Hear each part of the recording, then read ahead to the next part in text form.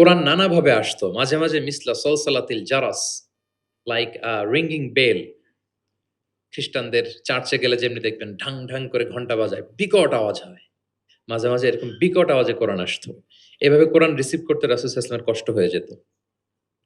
আবার মাঝে, মাঝে জিবরাইল আলাইহিস সালাম মানুষের সুরাতে মদিনায় এসে কোরআন দিয়ে যেতেন। রাসূল সাল্লাল্লাহু আলাইহি ওয়াসাল্লাম বলেন, "ওইভাবে কোরআন রিসিভ করাটা আমার জন্য খুব সহজ ছিল।"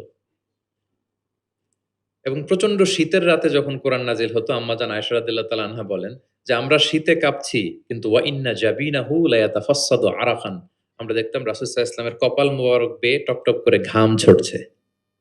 আমরা শীতে কাঁপছি, কিন্তু উনি হি ইজ সোয়েটিং। তিনি ঘামতেন। কারণ এটা ভারী একটা বাণী।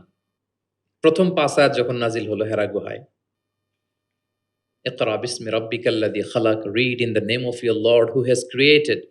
এই ৫ বাক্য নিয়ে রাসূল সাল্লাল্লাহু আলাইহি ওয়াসাল্লাম কাঁপতে আরম্ভ করলেন। হি ওয়াজ ট্রেম্বলিং লিটারালি।